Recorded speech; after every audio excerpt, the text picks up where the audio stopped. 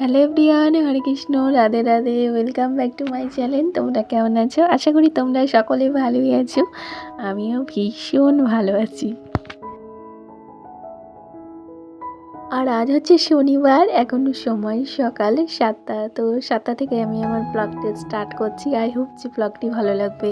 তো বন্ধুরা, আজকে দেখো চা দিয়ে ভিডিওটি শুরু করলাম। তো আজকে সেই ভেতরে চা করে নিয়েছি, যে চাটা আমি সরাসরি খাই আর চা পাতা চিনি দিয়ে খাই না সকালে, কারণ ওটা খুব ক্ষতিকর, খুব মানে মারাত্মক।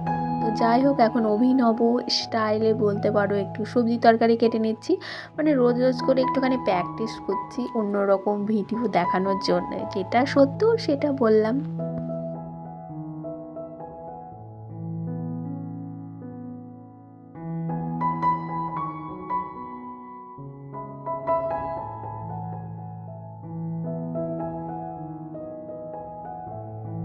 বন্ধুরা, এই যে দেখো সবজিগুলো কেটে নিলাম, মানে অভিনব স্টাইলে কাটার চেষ্টা করলেও পারিনি, মানে চাকুতে ধার নেই।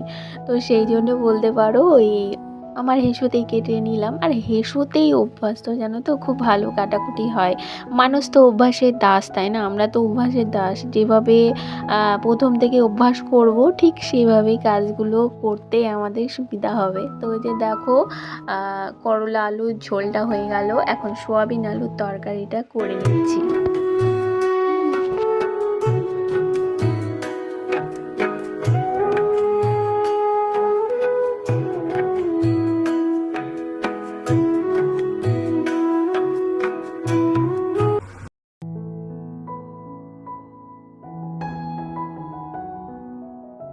আর বন্ধুরা, রান্নাবান্না কমপ্লিট করে বরের ভাতটা বেড়ে নিলাম, কারণ আসে এত তাড়াহুড়ো লেগে যায়, তো সেই জন্য গুছিয়ে রেখে দিলাম, যখন আসবে দিয়ে দিতে পারবো।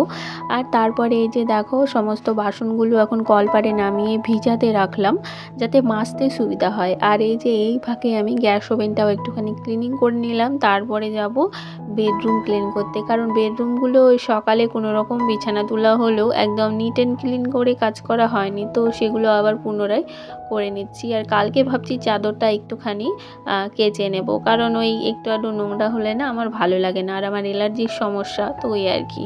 তো এদিকে দেখো বেডটা একটুখানি ক্লিনিং করে গুছিয়ে নিলাম।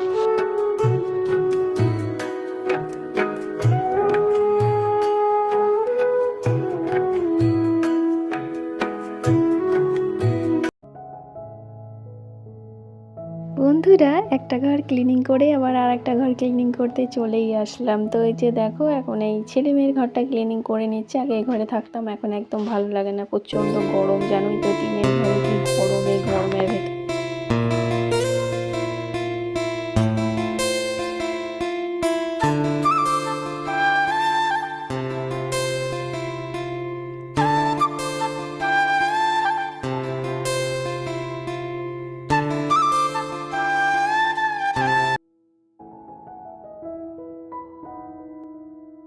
বন্ধুরা, এদিকে দেখো একদম বিকেলের পর এবার সন্ধেবেলায় চলে এসেছি। কিছু বাজার করে নিয়ে আসা হয়েছে, সেগুলো তোমাদের সঙ্গে শেয়ার করছি।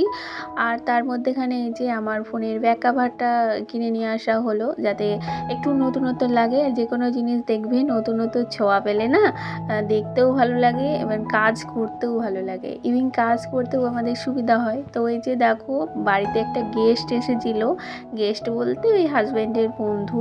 তো ওনার জন্য এই যে দুধ চা বানিয়ে নিচ্ছি, উনি ওনার একটা বাচ্চা মেয়ে আর হাজব্যান্ড, তিনজনের জন্যেই বলতে পারো চা করে নিলাম।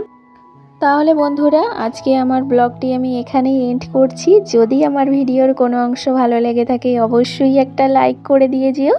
আজকের মতো আসি, সকলে ভালো থেকো, সুস্থ থেকো, সকলকে নিয়ে থেকো। আর হ্যাঁ, আমায় মিস করো, বাই।